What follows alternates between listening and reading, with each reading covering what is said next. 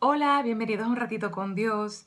Aquí celebrando la Pascua de Resurrección y venimos a hablar de las Escrituras. La historia de esta semana es continua, ¿no? Estamos en Hechos de los Apóstoles y estamos en Juan ahora.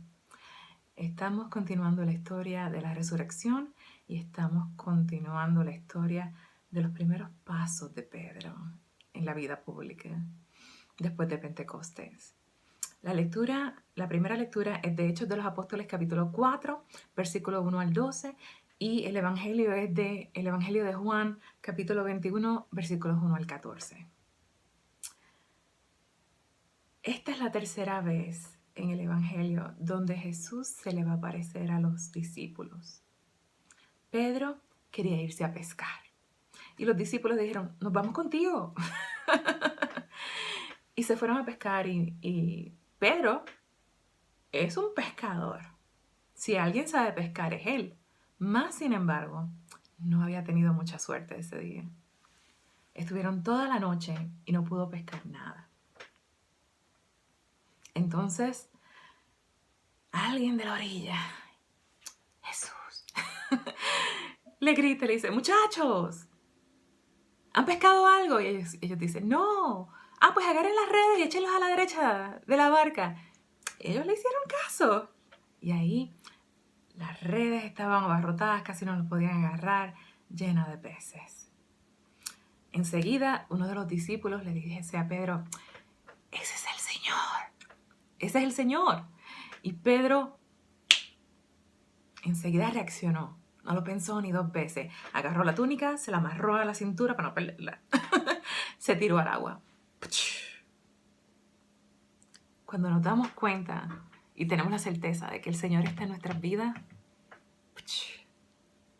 nos vamos, nos tiramos. Y eso hizo Pedro. Jesús, en estas apariciones, en estos encuentros, está repitiendo muchas cosas. Está básicamente contándole la misma historia una y otra vez. Y también está incluyendo elementos importantes, prácticas, rituales, signos. Todo para ayudarlos a ellos. ¿Ayudarlos a qué? Ayudarlos a reconocer a Jesús. Porque Jesús básicamente va a ascender en un momento dado y se va a despedir de ellos. Mas, sin embargo, Él se queda con ellos. Y Jesús quiere asegurarse de que ellos sepan reconocerlo. Reconocerlo cuando está presente en sus vidas. Entre las cosas que hace es que tiene algunos elementos eucarísticos, ¿no?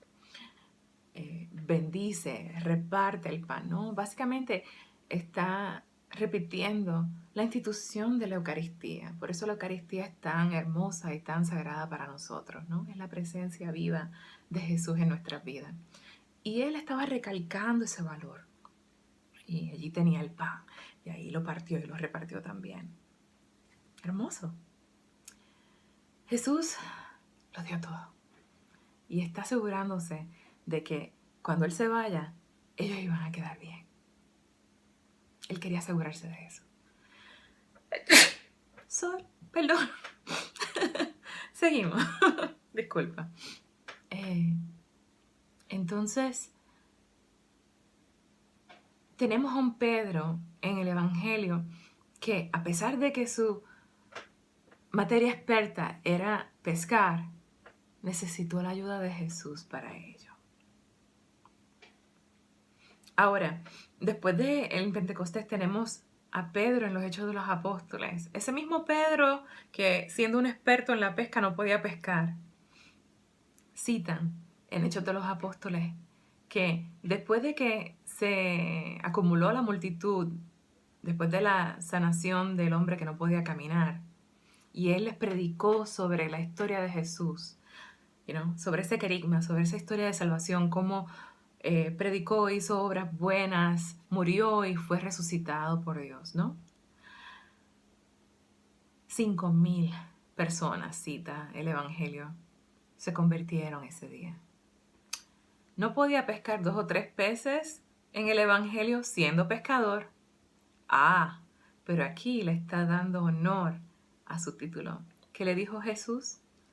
Pedro, te voy a hacer pescador de hombres. Eso de pescar hombres le salió mucho mejor. 5,000, 100 y pico. Y el otro reto de Pedro en esta lectura de Hechos de los Apóstoles es que lo escucharon la gente que menos creía en esto, ¿no?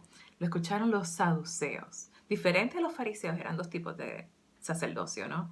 Dentro de la fe judía. Los saduceos no creen en la resurrección de los muertos. Ellos creen que tú mueres y caput. Esa es una fe muy triste. Y ellos detuvieron a Pedro y a Juan cuando escucharon que estaba haciendo las prédicas que estaban haciendo. Al próximo día lo interrogaron y le preguntan, ¿bajo qué autoridad o a nombre de quién ustedes hicieron esto? Y Pedro se inspiró por el Espíritu Santo que ya tenía adentro y les dice, mira, si los que les interesa es saber a beneficio de qué este hombre enfermo y cómo fue curado, sépanlo ustedes y sépanlo todo el pueblo de Israel. Este hombre ha quedado sano en nombre de Jesús de Nazaret, a quien ustedes crucificaron y a quien Dios resucitó de entre los muertos. ¡Bom, bom, bom! A ustedes que no creen en la resurrección, les estoy diciendo que expresivamente eso que ustedes no creen que es la resurrección es lo que pasó aquí. Y expresivamente esa persona que ustedes rechazaron, Jesús de Nazaret, es el que está haciendo obras. ¡Wow! Y después le dice, ustedes que rechazaron a Jesús, esa piedra que ustedes rechazaron ahora es la piedra angular. Quiere decir, mira, Jesús de Nazaret, ese hombre que ustedes rechazaron, ese hombre que ustedes condenaron a la muerte y mataron en la cruz, es nuestro sostén, es nuestra esperanza, y esa esperanza ahora está más viva que nunca.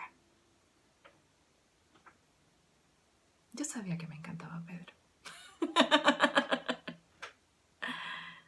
Que Jesús siga siendo nuestro sostén.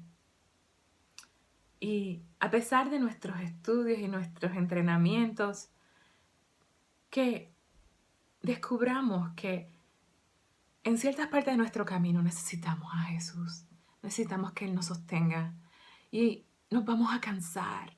Y nos vamos a sentir confundidos de vez en cuando. Y se nos va a trabar la lengua. O como decía el Chavo del Ocho, se nos va a lenguar la traba. Y cuando eso ocurra, estemos pendientes. Porque quizás estamos en una dirección tratando de pescar. Y Jesús nos va a pedir, echa las redes para el otro lado. Y no va a funcionar. Pero para eso hay que escucharlo y estar pendiente. Al autor de la vida. Dios me lo bendiga, estemos pendientes y escuchemos a Jesús en nuestras vidas. Y sean santos.